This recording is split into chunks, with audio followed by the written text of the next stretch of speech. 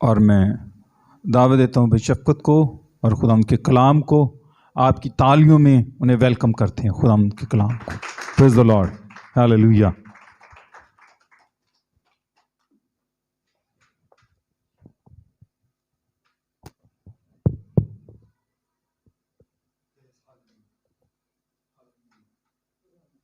Praise hallelujah, hallelujah.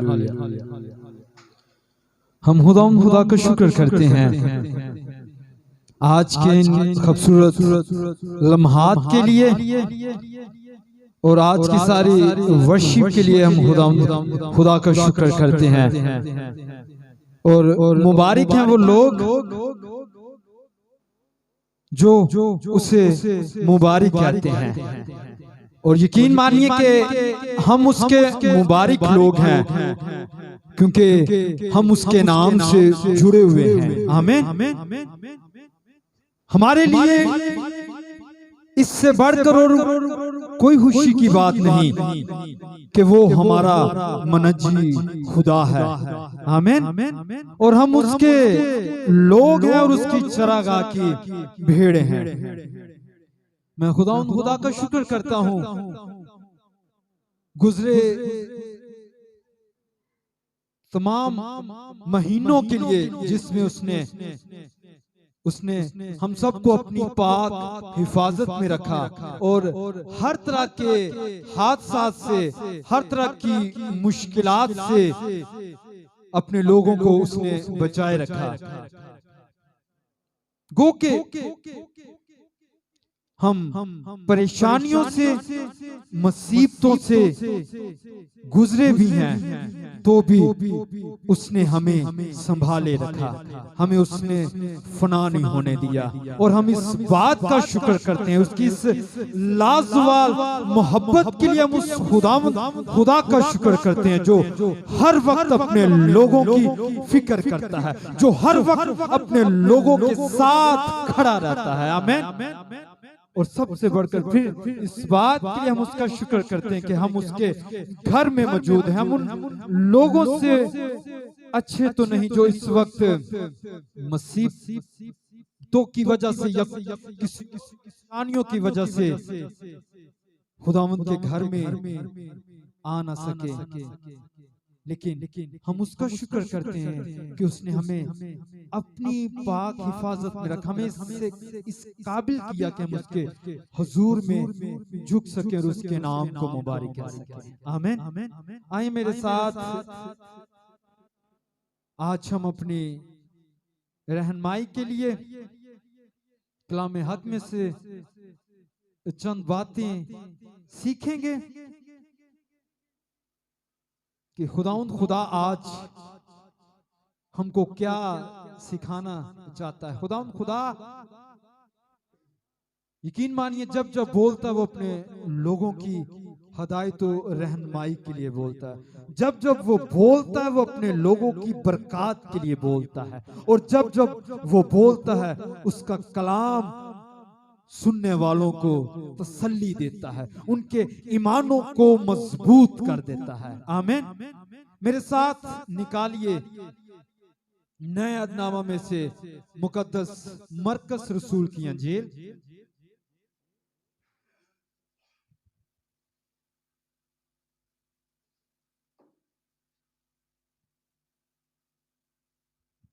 नए अदनामा में से मुकद्दस मत्ती रसूल की अंजील उसका 10वां बाब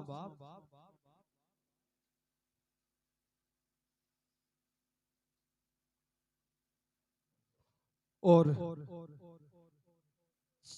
इसकी 46 आयत से हम 49 आयत तक का मुताला करेंगे। और मैं चाहूंगा खुदावंद के खादम, खुदावंद के बंदा भाई तनवीर साहब इसे पढ़ने में रहनुमाई करेंगे।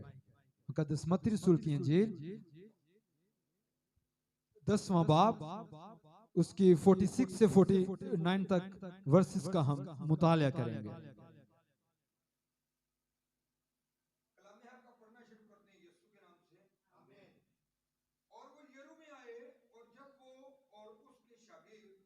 और एक बड़ी भीड़ यरू से निकलती थी तो तमाई का बेटा बरतमाई अंधा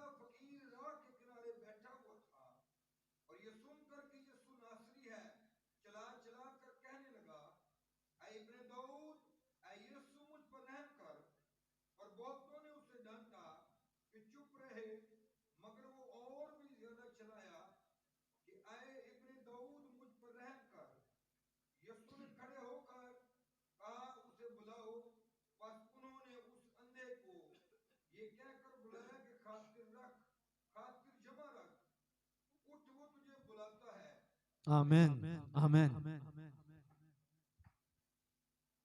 लिखा है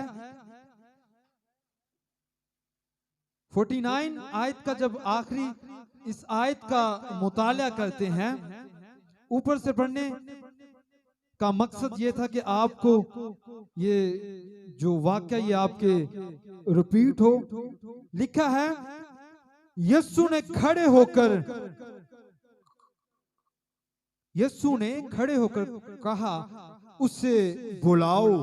बस उन्होंने उस अंधे को ये कहकर बुलाया कि खातिर जमा रख, उठ, वो तुझे बुलाता है। मैं चाहूंगा कि हम इसे एक दफा सब मिलकर इस आयत को रिपीट करेंगे, सब मिलकर बोलेंगे, खातिर जमा रख, उठ, वो तुझे बुलाता है।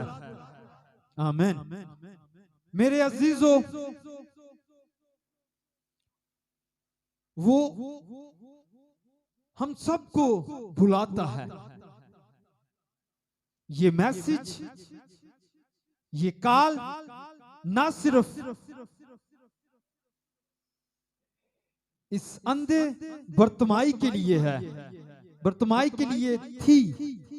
आज ये कॉल, आज ये मैसेज, आज ये बुलावा मेरे और आपके लिए भी है।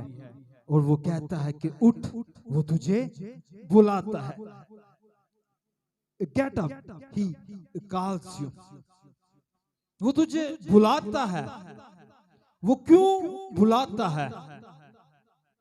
लिखा है कि आए बोझ के तले तके मांदे लोगों, सब मेरे पास आओ, मैं तुम्हें आराम दूंगा। वो बुलाता है कि वो हमें आराम दे। वो बुलाता है कि वो हमें, जो हमने अपने कंधों पर एक बहुत वजनी लोड उठाया हुआ है, बोझ उठाया हुआ है, वो हमें इस बोझ से आजाद करना चाहता है। वो कहता है कि आओ मेरे पास आओ ताकि मैं तुम्हें आराम दूं। अगर हम मुख्तलिफ मुसीबतों के शिकार हैं, अगर परेशानियों ने हमें घेरा हुआ है, अगर अबलीस के हम जकड़े हुए हैं, अगर लानतों ने हमें घेरा हुआ है, अगर हमें हर तरफ नाउमीदी परेशानी नजर आती है, हम दर बदर जाने के बावजूद भी हमारे मसाइल का हल नहीं निकलता, तो वो कहता है उठ मेरे पास आ, मैं तुझे बुलाता हूं। उठ मेरे पास आ ताकि मैं तुझे इस तमाम परेशानियों से, इन तमाम मुसीबतों से, इन तमाम दुखों से आजाद करूं।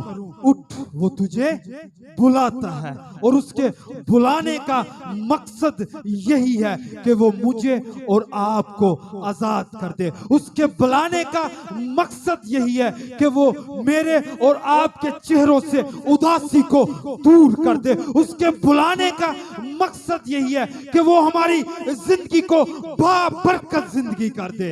आमीन। और यकीन मानिए कि जब हम उसके पास आ जाते हैं तो वो हमें शादमानी से भर देता है। आमीन। उठ, वो तुझे बुलाता है। कलाम हक में अगर हम मत्ती 22 की 14 आयत का मुताला करें तो वहां पर हमें मिलता है कि लिखा हुआ है कि बुलाए हुए तो वो तेरे हैं, मगर बरगज़ीदा बहुत थोड़े। बाजुकात जब कोई खादम, खुदावंद का बंदा किसी से बातचीत करे और उसे दावत दे के आए, खुदावंद के घर में आए, तो वो कहते हैं सम टाइम कि खुदा तो मुझे बहुत प्यार करता है, वो मेरे लिए बोलता है। और ये अच्छी बात है कि खुदा हमसे, आपसे प्यार करता है, आपके लिए बोलता है। लेकिन उसका मैसेज ये है कि मेरे पास आओ।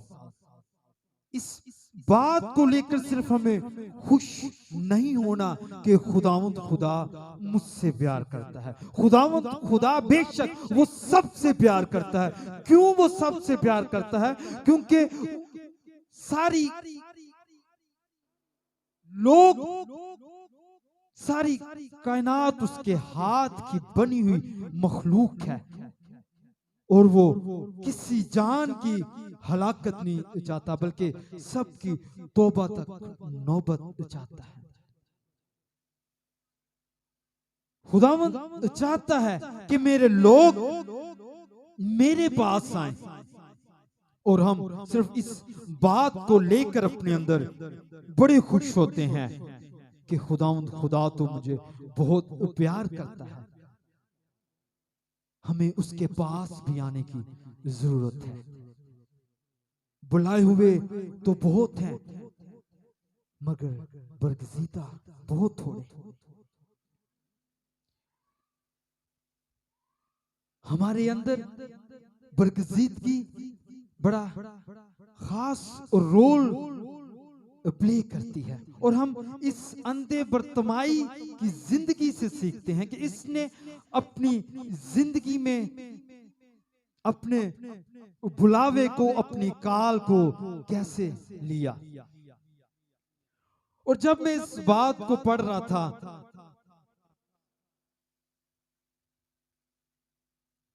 कि इस अंधे को खुदावंद खुदा ने अपने पास बुलाया,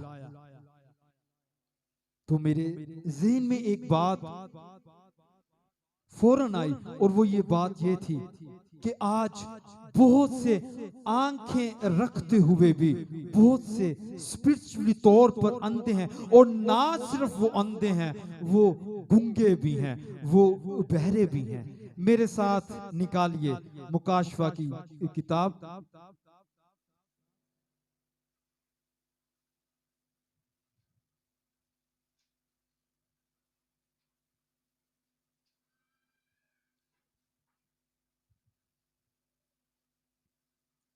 मुकाशवा की किताब, उसका 3 बाब, और उसकी जब हम 17वीं आयत से मुताला करते हैं, यहां पर लिखा है, और चूंकि तू कहता है कि मैं दौलतमंद हूं और मालदार बन गया हूं और किसी चीज का मोहताज नहीं, और ये नहीं जानता कि तू कमबख्त और ख्वार और गरीब और अंधा और नंगा है। बाजुकात हम अपने अंदर इस बात का बड़ा प्राइड रखते हुए, हमारे पास सब कुछ है, हम खुदावंद खुदा के पास नहीं आते, और बाजुकात हम खुदावंद खुदा से दूर रहते हुए हमें पता नहीं चलता कि हम क्यों मुसीबतों का शिकार हैं, हम क्यों मुख्तलिफ हालात से, परेशानियों से गुजर रहे हैं, हमें पता नहीं चलता।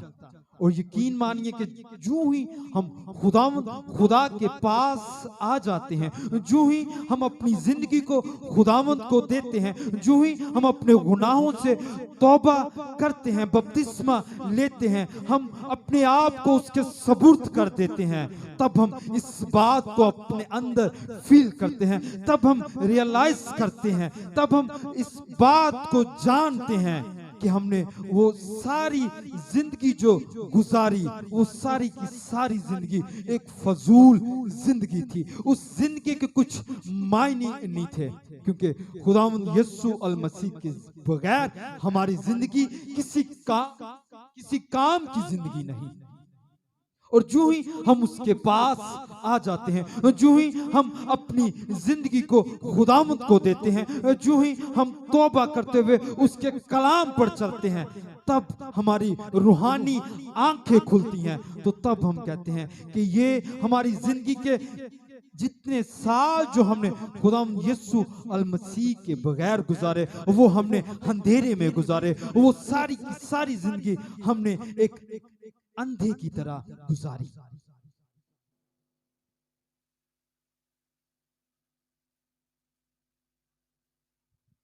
उठ, वो तुझे बुलाता है।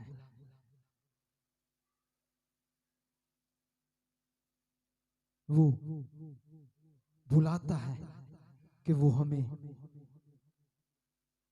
हमारी तमाम परेशानियों से हमें आजाद कर दे।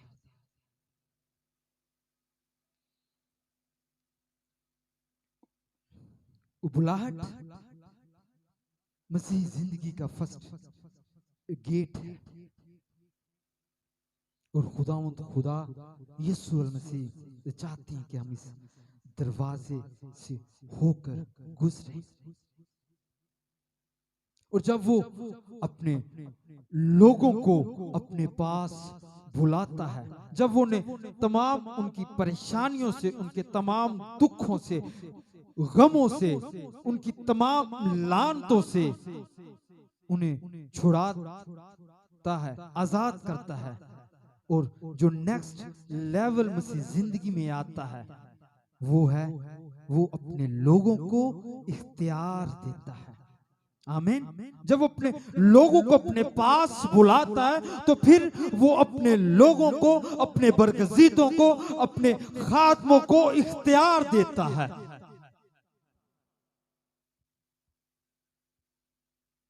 आज बहुत बड़े बड़े वर्शिपर हैं, बहुत बड़े बड़े खुदावंद के खादिम हैं, लीडर्स हैं, पासबा हैं,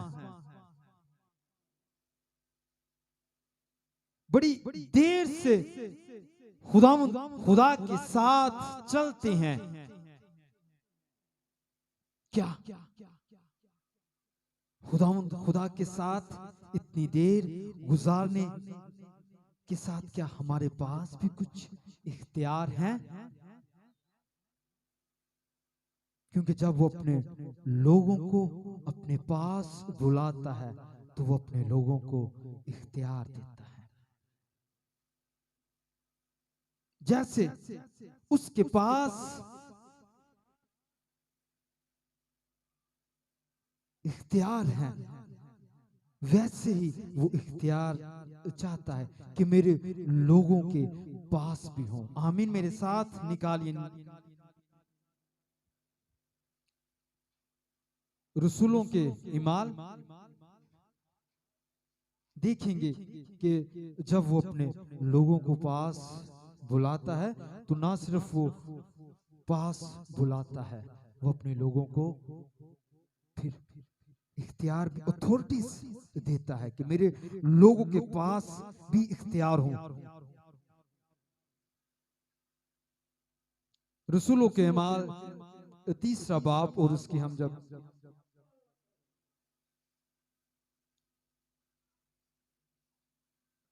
17वीं आयत से मुताला करते हैं तो यहां पर लिखा है,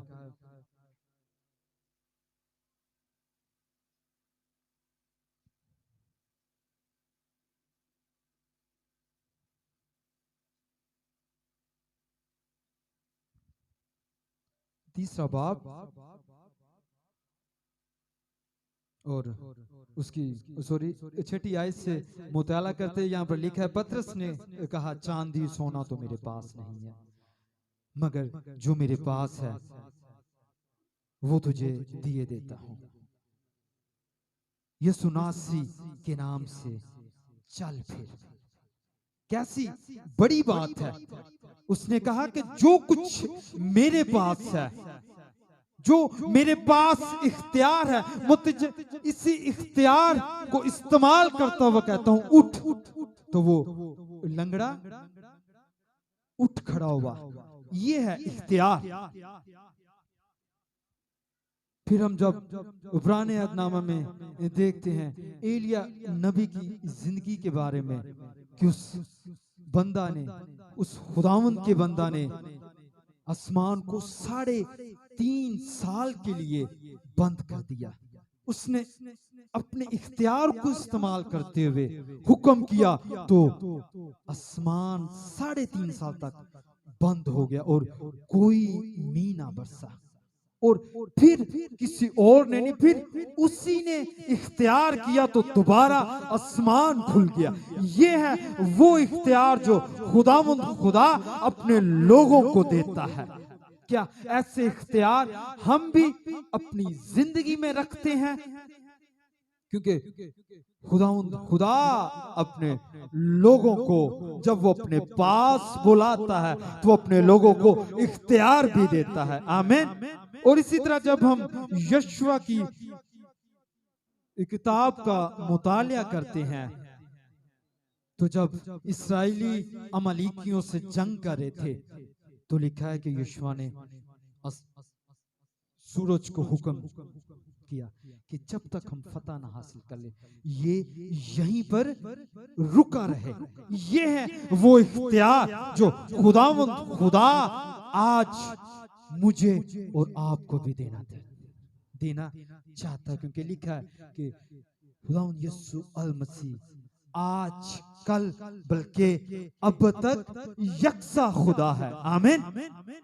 और अगर वो यकसा खुदा है तो जैसे बड़े अजीब और जलाली काम वो अपने नबियों के वसीला से होकर करता था, जैसे उसने बड़े बड़े इख्तियार अपने लोगों को दिए थे, जो सूरज को थमा देते थे, जो आसमान को बंद करने की ताकत और कुदरत रखते थे, जो इस कदर इख्तियार रखते थे कि लंगड़े को हुक्म करते थे तो वो उठ खड़ा होता था।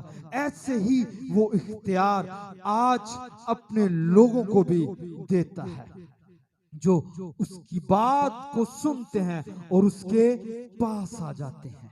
आमीन। लेकिन जब हम उसकी आवाज को सुनकर उसकी आवाज से भागते हैं, अपनी बुलाहट को सुनकर उससे अपनी जान को छुड़ाना चाहते हैं, तो हम यूना नबी की तरह फिर मुख्तलिफ मुसीबतों का शिकार हो जाते हैं, हम फ्रस्ट्रेशन का शिकार हो जाते हैं। यूना नबी की तरह खुदा ने उसे बुलाया और किस बात के लिए बुलाया था कि नैनवा में जाकर मेरे कलाम की मुनादी कर। मेरे अजीजों, जब हम उसकी आवाज को सुनकर अनसुनी कर देते हैं, जब हम उसकी आवाज से भागते हैं, हम इस बात को मालूम नहीं कर पाते कि खुदा हमें बुला रहा है, खुदा हमें अपने जलाल के लिए, अपने गवाही के लिए, अपने कलाम के लिए इस्तेमाल करना चाहता है। हम उससे जब भागते हैं तो हम फिर मुख्तलिफ मुसीबतों का, परेशानियों का शिकार हो जाते हैं। जरूरत इस बात की है कि हम उसकी आवाज को सुने और ना फक्त सुने बल्कि उस पर अमल भी करें। आमीन। फिर मेरे साथ निकालिए, जब हम इसी हवाले में मुकद्दस मत्ती रसूल की इंजील 10वें बाब की जब हम आगे स्टडी करते हैं 50 आयत से, तो लिखा है वो अपना कपड़ा फेंक कर उछल पड़ा और यीशु के पास आया। जब उसे शिफा मिल गई तो वो लिखा है कि वो यीशु के पास आया।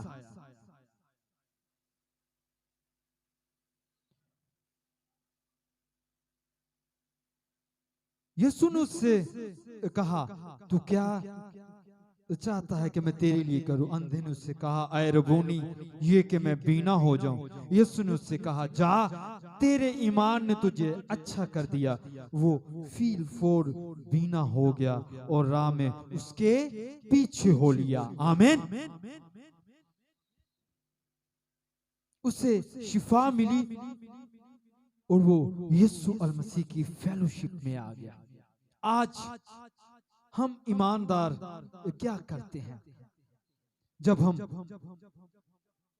किसी परेशानी का शिकार होते हैं, जब हम किसी मुसीबत का शिकार होते हैं, हम खुदा के हुजूर दुआ करते हैं कि खुदा तू मुझे अच्छा कारोबार दे दे, खुदा तू मुझे अच्छा और रोजगार दे दे, खुदा तू मेरी जिंदगी को बाबरकत कर दे, खुदा तू मेरी जिंदगी से हर तरह की परेशानियों को, हर तरह की लानतों को दूर कर दे।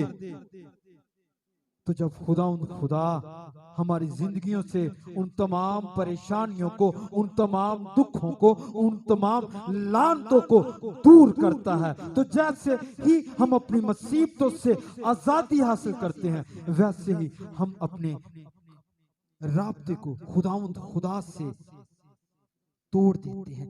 जब तक हम उससे मांगते मिलता नहीं, हम उसके पास आते हैं और रोज उसके पास आते हैं। जो ही हमें शिफा मिलती है, जो ही हम अपनी जिंदगी में बरकत को हासिल करते हैं, जो ही हम अपने मकसद को अपनी जिंदगी में हासिल करते हैं, हम अपने राब्ते को खुदा से तोड़ लेते हैं। लिखा है कि इस अंधे बर्तमाई ने अपनी शिफा को हासिल करने के बाद वो चला नहीं गया, बल्कि लिखा है कि वो राह में उसके पीछे हो लिया। ये बड़ा अक्लमंद अंधा है कि उसने अपनी शिफा को हासिल करने के बाद वो खुदावंद से दूर नहीं हो गया, बल्कि खुदा की रिफाकत में आ गया। खुदा बुलाता है, वो कहता उठ मेरे पास आ जा। और जब हम कहते हैं कि खुदा आपको बुलाता है, उसके पास आओ, जो आपको जरूरत है उसके पास आने की, तो बाज़ औक़ात हम ये भी कहते हैं कि संडे को तो हम उसके घर में आते हैं। ये एक अच्छी बात है, संडे को या जब कोई मकसद हो या कोई परेशानी हो तो उसके पास आना। इसके खिलाफ नहीं हूं मैं, उसके पास ये भी एक अच्छी बात है खुदा के पास संडे को मुकद्दस मजमा लगाना। लेकिन खुदा जो हमारी जिंदगी से जो हकीकी मकसद है वो ये है कि हम उसकी फेलोशिप में, उसकी रफाकत में कायम रहें, क्योंकि वो चाहता है कि मेरे लोग मेरी चरागाह की भेड़े मेरे हाथ की दस्तगिरी मेरे पास रहे, मेरे हुक्मों पर चलते रहें। आमीन। ना फक्त संडे टू संडे हमारी उसके साथ मुलाकात हो, जिस तरह खुदा अपने बंदा आदम के साथ डेली हर शब्द रफाकत में आदम उसके साथ था, वो आज मेरे और आपसे भी ऐसी ही रफाकत चाहता है कि हम हर रोज उसकी रफाकत में कायम और दायम रहें, हम हर रोज उसके हुजूर में झुके, हम हर रोज उसके कलाम को अपने आगे रखते हुए उसके साथ चलें। आमीन।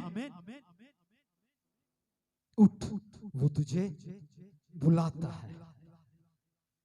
और यकीन मानिए, जिन जानों को वो अपने पास बुलाता है, वो जिंदगी फिर वैसी जिंदगी नहीं रह जाती, उनकी हिस्ट्री तब्दील हो जाती है। आमीन।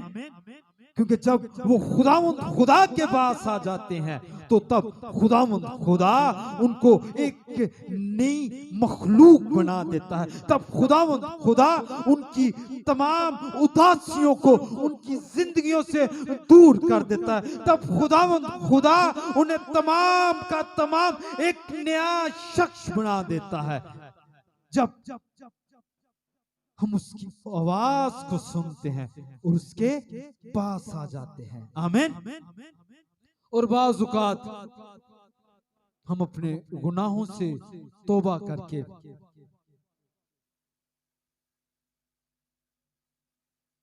उसकी रफ़ाकत में आने के बाद फिर हम अपनी पुरानी जिंदगी में लौट जाते हैं। हम अपने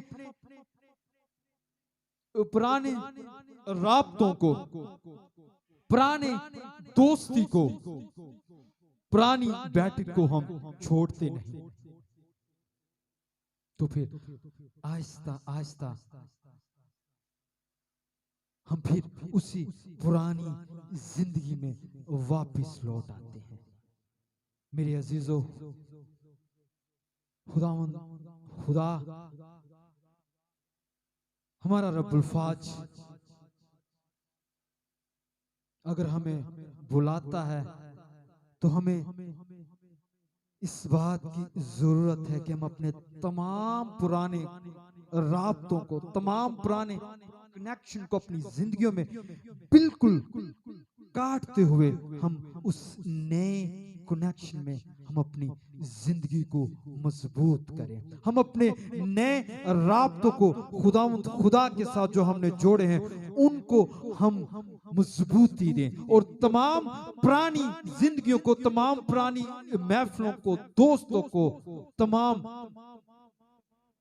राब्तों को हम मुकम्मल तौर पर काटते हुए हम खुदा के साथ अपनी उस नई जिंदगी का आगाज करें। आमीन। यही हमारी असल जिंदगी का मकसद है, यही हमारी हकीकी तौबा है, यही खुदा मुझसे, आपसे और उन तमाम लोगों से चाहता है, वो जिन्हें बुलाता है और कहता है उठ मेरे पास आ जाओ ताकि मैं तुम्हें आराम दूं, मेरे पास आ जाओ ताकि मैं तुम्हें नई जिंदगी दूं, मेरे पास आ जाओ ताकि मैं तुम्हें उन तमाम लानतों से आजाद करते हुए तुम्हारी जिंदगी को बाबरकत जिंदगी कर दूं, तुम्हारी जिंदगी को एक फलदार जिंदगी कर दूं, तुम्हारी जिंदगी को फिर से वो जो परेशानियों से भरी हुई थी उन परेशानियों से खाली करते हुए मैं आपकी जिंदगी को खूब ब्लेसफुल जिंदगी कर दूं। आमीन। उठ, वो तुझे बुलाता है। आज इस काल को, आज इस बुलावे को अपनी जिंदगियों में देखें, गौर करें कि खुदा अगर मुझे बुलाता है तो क्या मैं इस बुलावे को अपनी जिंदगी में ले रहा हूं? क्या मैं इस अंधे बर्तमाई की तरह अपनी काल को अपनी जिंदगी में ले रहा हूं? और क्या मैं अपनी शिफा को हासिल करने के बाद, क्या मैं अपनी जिंदगी में जो मकसद था उससे हासिल करने के बाद मैं फिर कहीं वापस अपनी पुरानी जिंदगी में तो नहीं लौट गया, या इस अंधे बर्तमाई की तरह उसके साथ चला गया, उसकी फेलोशिप में आ गया हूं? अगर ऐसा नहीं है तो मेरे अजीजों, आज इस बात की जरूरत है कि हम बड़ी संजीदगी से उसके इस बुलावे को अपनी जिंदगी में लें और अपनी रफाकत को खुदा के साथ मजबूत करें। यही हमारी हकीकी तौबा है, यही हमारी जिंदगी का मकसद है। वो कहता है get up, he calls you, उठ, वो तुझे बुलाता है। मैं चाहूंगा थोड़ी देर के लिए इस कलाम पर हम गौर करेंगे और कहेंगे खुदावंद रब्बुल फाज, बेशक मेरे अब्बा जी तू हम सबको बुलाता है, बेशक मेरे अब्बा जी तू हम सबसे प्यार करता है, बेशक मेरे खुदा तू किसी जान की भी हलाकत नहीं चाहता, बल्कि तू चाहता है कि सब तेरे पास आए। सब मेरे खुदा तू चाहता है कि सब तेरे हजूर से जिंदगी को नहीं बल्कि कसरत की जिंदगी को हासिल करे। तू चाहता है कि सब अपने बोझों को छोड़ते हुए तेरे पास आए ताकि तू उन्हें आराम